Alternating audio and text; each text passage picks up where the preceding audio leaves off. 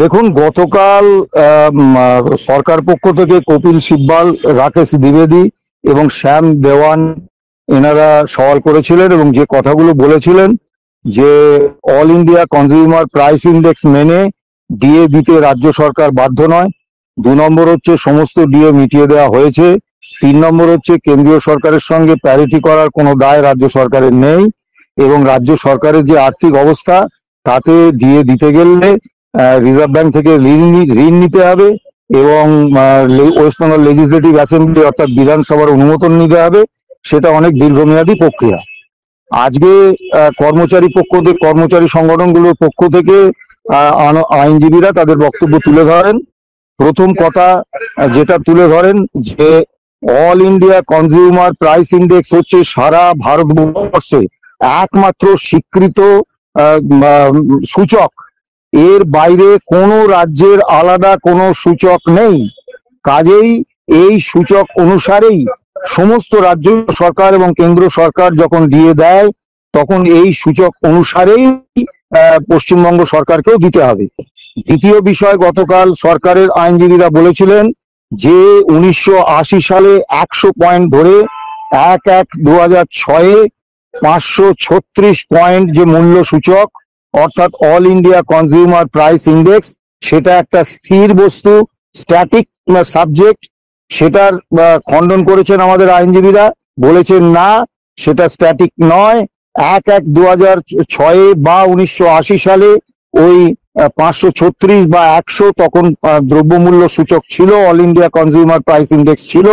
তারপরে মুদ্রাস্ফীতি যেমন যেমন হয়েছে সিমলায়, যে all India consumer price index যারা তৈরি করে তারা এরকম ভাবে তৈরি করে গেছে এবং প্রতি মাসে এই প্রাইস ইন্ডেক্স বদলেছে এবং এইটা প্রতিষ্ঠা করেন। দ্বিতীয়ত, আর্থিক বিষয়ের ক্ষেত্রে আমাদের বিশেষত বিকাশ রঞ্জন ভট্টাচার্য বলেন যে স্যাট এবং হাইকোর্ট এটাকে ন্যাকেট করে দিয়েছে এবং আর্থিক সংকট রাজ্য সরকারের, যে কর্মচারীদের প্রাপ্য পাওয়ার ক্ষেত্রে কোনো রকম বাধা হতে পারে না, এটার বিভিন্ন উদাহরণ তিনি দেখিয়েছেন এবং বলেছেন যে রাজ্য সরকার আর্থিক সংকটে আছে বা তাদের কাছে টাকা নেই, এই জন্য রাজ্য সরকারি কর্মচারীদের যেটা আইনি অধিকার, লিগ্যালি এনফোর্সেবল রাইট, সেইটাকে অস্বীকার করা যায় না।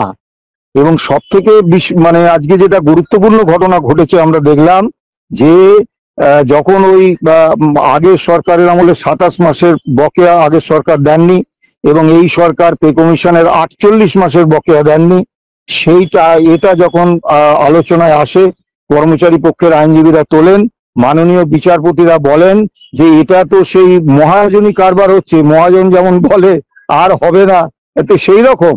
অর্থাৎ আজকে আমরা মহামান্য আদালতের এবং গতকালকেও একটা কর্মচারী অনুকূল পর্যবেক্ষণের একটা আবহাওয়া দেখেছি। কাজেই আশা করছি যে এতে একটা কর্মচারী অনুকূল রায় হবে। কালকে কর্মচারী পক্ষের আর একজনের বক্তব্য বাকি আছে, তিনি মিনিট 10 বলবেন, বলার পরেই সরকার পক্ষ তার জবাবি বক্তব্য রাখবে খণ্ডন করে এবং যথারীতি কালকেই শুনানি শেষ হয়ে যাবে বলে আমরা আশা করছি। দেখুন, অন্য কাজে লাগাচ্ছেন বলেননি, বলেছেন সুদখোর মহাজনের মতো টাকা দিচ্ছেন না। তা এটা একটা জিনিস দেখুন, সারা ভারতবর্ষে সমস্ত রাজ্য সরকার, প্রায় সমস্ত রাজ্য সরকার যখন এআইসিপি মেনে তার কর্মচারীদের দিয়ে দিতে পারেন এবং পশ্চিমবঙ্গ সরকার যখন 2009-এর রূপাতে অল ইন্ডিয়া কনজিউমার প্রাইসকে মেনে নিয়েছেন, প্রাইস ইন্ডেক্সকে, এবং শুধু তাই নয়, যে 5ম রাজ্য বেতন কমিশন বা সর্বশেষ যে 6ষ্ঠ রাজ্য বেতন কমিশন হয়েছে, সেই রাজ্য বেতন কমিশনও তৈরি হয়েছে 1980 সালকে 100 পয়েন্ট এবং 1/1/2006-কে 536 point all India consumer price index ধরে। তারপর তারা সেটা অস্বীকার করেন কি করে?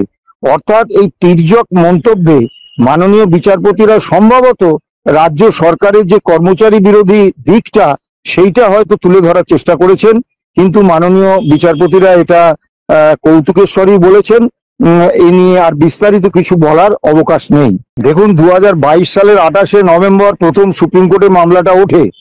তারপরে মাননীয় বিচারপতিরা যে বেঞ্চে এই মামলা গেছে, মাননীয় বিচারপতিরা এই মামলা শুনতে চাইছিলেন না। এবং শুনতে চাইছিলেন না বলে কর্মচারী মহলেও একটা হতাশা তৈরি হচ্ছিল, এবং আমাদের মধ্যেও মনে হচ্ছিল যে সুপ্রিম কোর্ট, সর্বোচ্চ ন্যায়ালয়, সে শ্রমিক কর্মচারীদের, লাখো লাখো শ্রমিক কর্মচারী, লাখো লাখো পেনশনার, তাদেরকে রাজ্য সরকার বঞ্চনা করছে, তো সেই মামলাটা তারা শুনছেন না।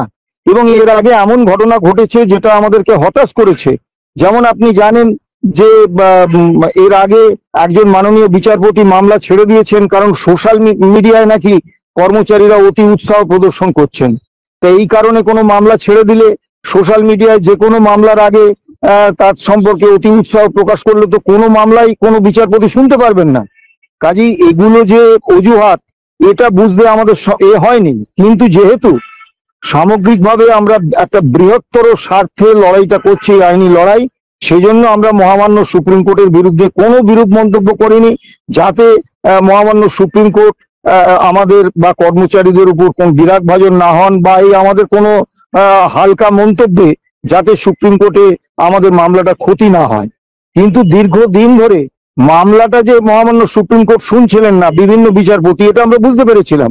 তাই এই বেঞ্চ একদম অত্যন্ত সদর্থক ভূমিকা নিয়ে শুধু মামলা শুনছেন না, সুপ্রিম কোর্টে ভীষণ মামলার চাপ, প্রচুর মামলার চাপ। এই অবস্থায় পর পর মামলার শুনানি, একটাই মামলার, এবং সারা দিন ধরে, এটা কার্যত সুপ্রিম কোর্টের নজিরবিহীন ঘটনা। কাজেই এই বেঞ্চ এই মামলাটার চূড়ান্ত নিষ্পত্তি করার জন্য একদম যথেষ্ট তৎপর, এ ব্যাপারে আমার সন্দেহ নেই। আরো একটি বিষয়, অনেক কর্মচারী বন্ধু বা অনেক সাংবাদিক প্রশ্ন করছেন যে আদালত অবমাননার যে মামলা আমরা করেছিলাম সেটার কি হলো। এখন বিষয় হচ্ছে, এইটা বুঝতে ভুল হচ্ছে। গত 16ই মে মাননীয় বিচারপতিরা একটা ইন্টারিম অর্ডার দিয়েছিলেন, অন্তর্বর্তী রায়, অর্থাৎ মূল মামলার রায় ঘোষণা হওয়ার আগে একটা অন্তর্বর্তী সুবিধে কর্মচারীদের দিতে চেয়েছিলেন। এখন যেহেতু অন মেরিট মামলাটায় কমপ্লিট জাজমেন্ট হচ্ছে, অর্থাৎ মামলার পূর্ণাঙ্গ শুনানি হয়ে অন্তিম রায় হয়ে যাচ্ছে, সেই জন্য ওই ইন্টারিম অর্ডারটার আর সেরকম কোনো গুরুত্ব থাকছে না। কারণ আর কোনো ইন্টারিম ব্যবস্থা নয়, মামলাটায় একেবারে অন্তিম রায়, চূড়ান্ত রায়, কমপ্লিট জাজমেন্ট করতে চলেছেন সুপ্রিম কোর্ট, যেটা আমরা দীর্ঘদিন ধরে চেয়ে এসেছি, সেটা সফল হচ্ছে। এখন আগামীকাল শুনানি শেষ হবে এবং সম্ভবত রায় তো বিরাট হবে। হয়তো আগামীকালই রায় দেয়া হবে না, রায় হয়তো রিজার্ভ রাখবেন। স্বাভাবিকভাবে এত বিপুল পরিমাণ বড় রায় হবে এবং একটা গুরুত্বপূর্ণ মামলার রায়, হয়তো মাননীয় বিচারপতিরা রায়টা রিজার্ভ রাখবেন। কিন্তু কালকে শুনানি শেষ হয়ে যাচ্ছে এবং রায় প্রকাশ পেলে এটা যে কর্মচারীদের অনুকূলেই যাবে, এ ব্যাপারে আমাদের মনে কোনো দ্বিধা দ্বন্দ্ব সংশয় নেই। দেখুন, আমি এর আগে বহুবার বলেছি যে রাজ্য সরকারের এই যে জুলাই 2009 থেকে ডিসেম্বর 2019 পর্যন্ত all India consumer price index মেনে যে বকেয়া ডিএ, সেই বকেয়া দিতে কোনো রকম আর্থিক অস্বাচ্ছন্দ্য নেই। এবং আমরা হিসেব কষে দেখিয়েছিলাম, রাজকোষে রাজ্য কর্মচারীদের বেতন এবং পেনশন বাবদ যে টাকা পড়ে রয়েছে, সেই টাকায় এই যে 41,770 কোটি টাকা খরচ হবে বলে সুপ্রিম কোর্টে হিসেব দিয়েছেন, সেই হিসেবের 75% টাকা দেয়া হয়ে যাবে। কাজেই রাজ্য সরকারের কোন রকম আর্থিক অসঙ্গতি নেই এই দিয়ে দেওয়ার জন্য। দ্বিতীয় একটি বিষয় হচ্ছে যে এটা স্যাট এবং হাইকোর্টে বারবার তুলেছিলেন, এবং হাইকোর্টে ওনারা হিসেব দিয়েছিলেন 23,000 কোটি টাকা খরচ হবে, সেটা সুপ্রিম কোর্টে এসে 1 লাফে দ্বিগুণেরও বেশি হয়ে গেছে। কিভাবে হলো আমি জানি না। আবার গতকালকে ওনারা বলেছিলেন, সরকার পক্ষের আইনজীবীরা, যে কোয়ান্টাম কত টাকা দিতে হবে, এটা নাকি স্যাট হাইকোর্ট কেউ বলে দেয়নি, সুপ্রিম কোর্ট বলে দেয়নি, ওই জন্য তারা দিতে পারছেন না। তাহলে তারা এই হিসেবটা কোথা থেকে করে দিলেন? অর্থাৎ এত স্ববিরোধী এবং মিথ্যে কথা